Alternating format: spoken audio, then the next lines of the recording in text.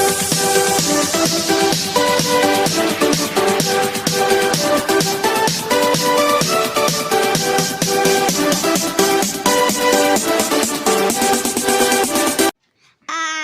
मिलकर कदम बढ़ाएं, शिक्षा को हर घर पहुंचाएं। सब्सक्राइब करें नरुका ऑनलाइन क्लासेज को और बेल आइकन को दबाएं। नमस्कार मेरे दोस्तों, hello everyone, this is Priyadeep Singh Naruka और नरुका ऑनलाइन क्लासेस में आपका स्वागत है। तो फ्रेंड्स, कैसे आपका जो प्यारा सा दोस्त प्रियदीप सिंह नरुका वो आज आपकी इस वीडियो में क्या लेकर आया। वो आज आपके लिए एक शानदार चैप्टर, बिल्कुल एक नया चैप्टर लेकर आया। चैप्टर का नाम है अशोक का शस्त्र त्याग।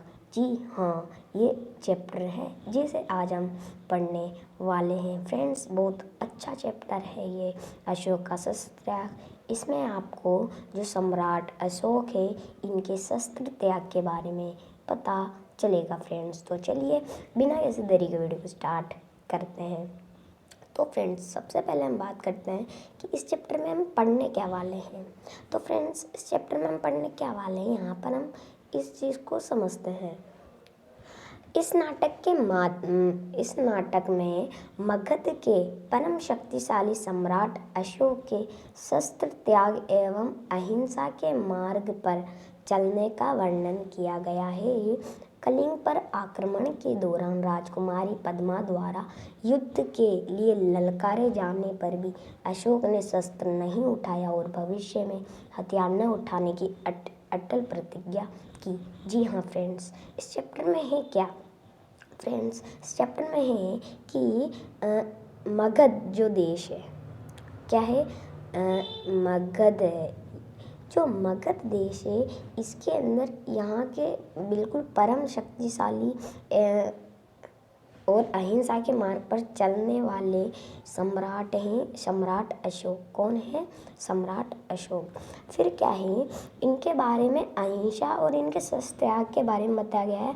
अहिंसा मतलब ये हिंसा नहीं करते, मतलब कि फ्रेंड्स ये शस्त्र त्याग कर रखा था इन्होंने, क्योंकि इन पे युद्ध हुआ था, कलिंग का युद्ध।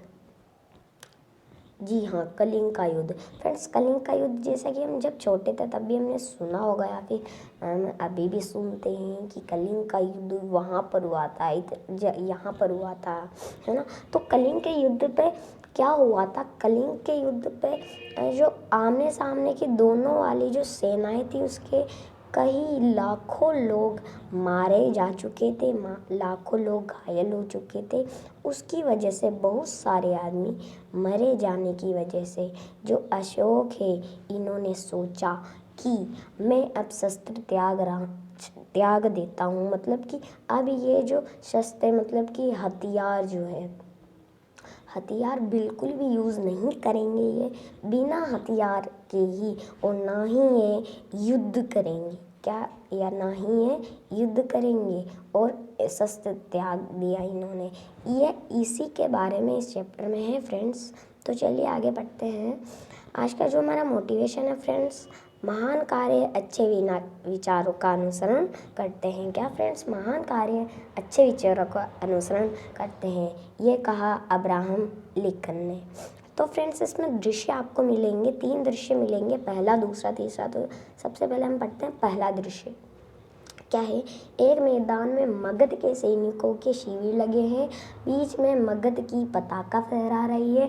पताका के पास ही सम्राट अशोक का शिविर है। संध्या बीत चुकी है, आकाश में तारे चमकने लगे हैं, शिविरों में दीपक जल गए हैं। अपने शिविर में अशोक अकेले ठहर रहे हैं, उनके मुख पर चिंता की छाया है, वे कुछ सोचते हुए आसन पर बैठ जाते हैं।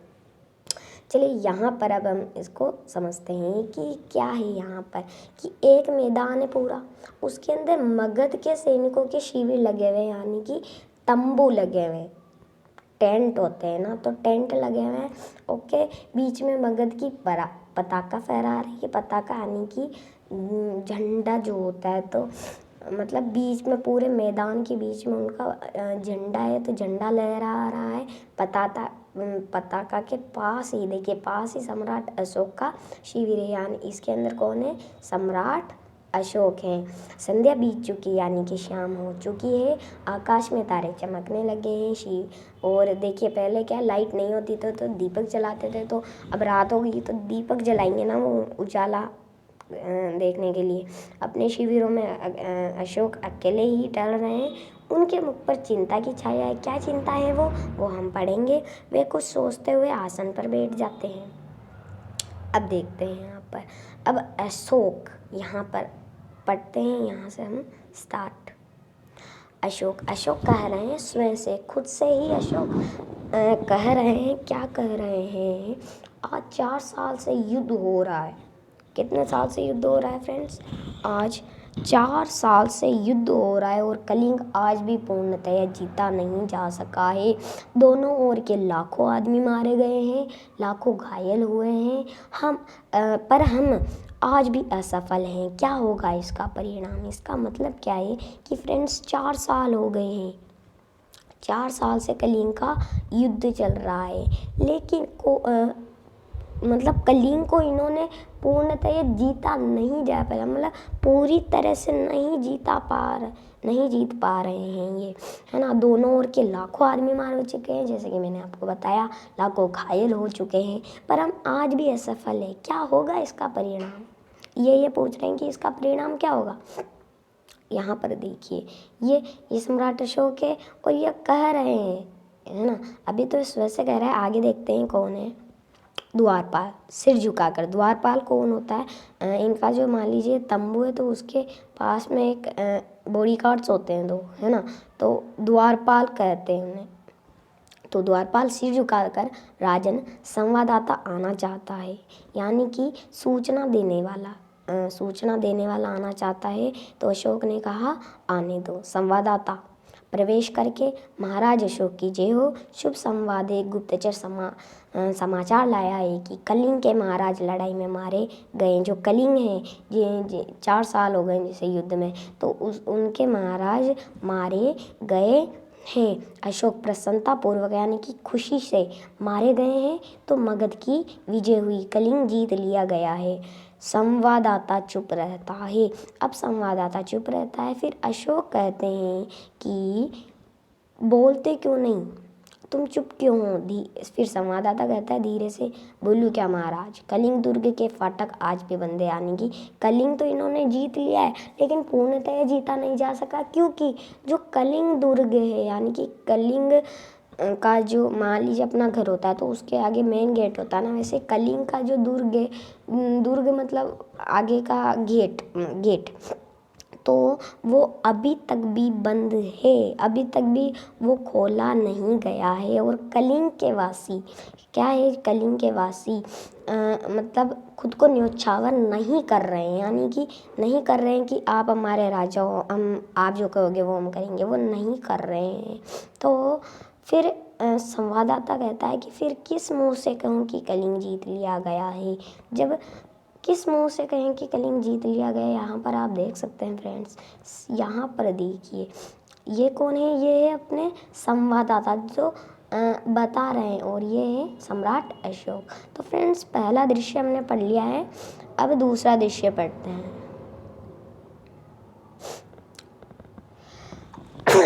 तो दूसरे दृश्य से पहले थोड़ा और है। अशोक उत्तेजित होकर, कलिंग के फाटक आज भी बंद हैं।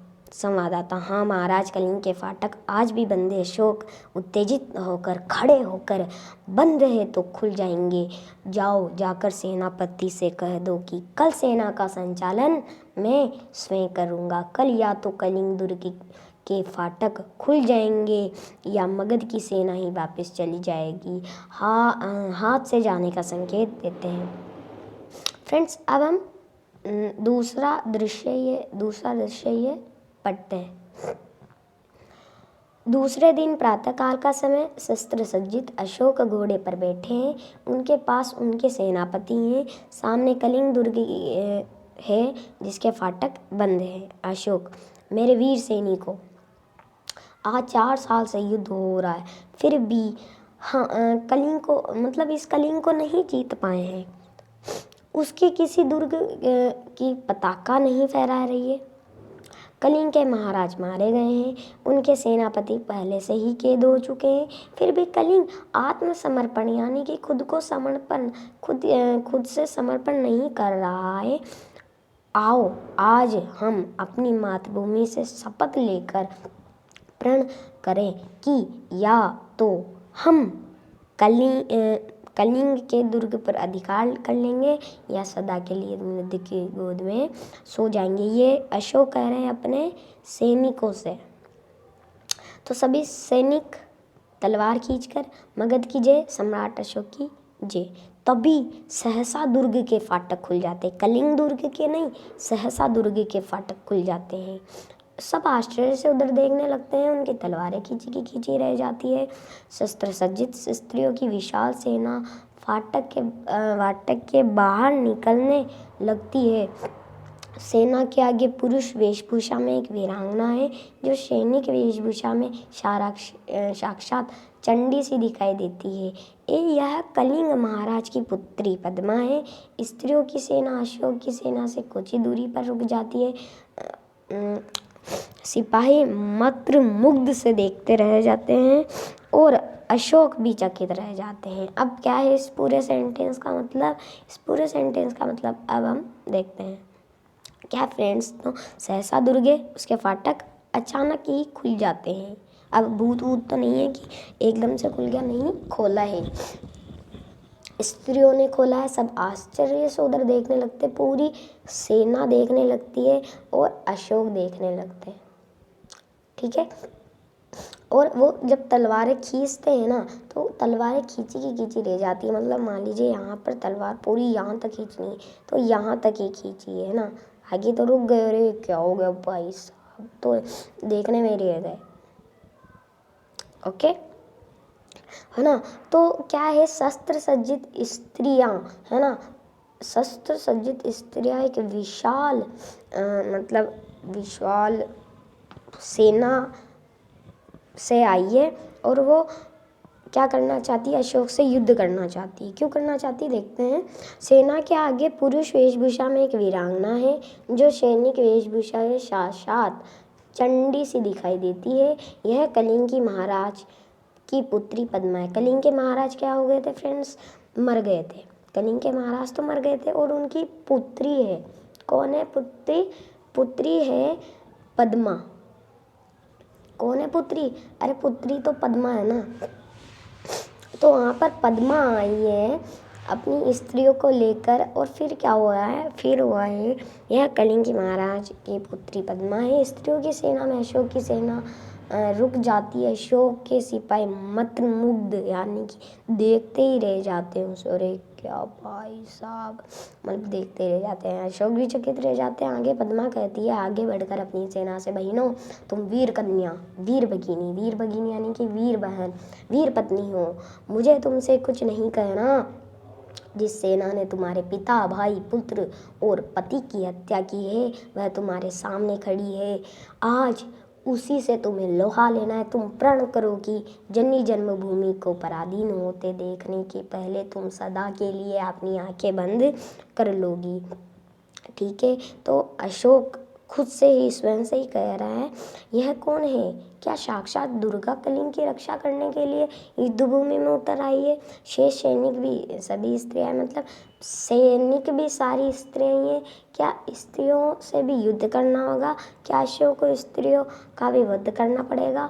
ना ना ना ना ना, स्त्री वध मैं नहीं करूँगा। मुझे विजय नहीं चाहिए।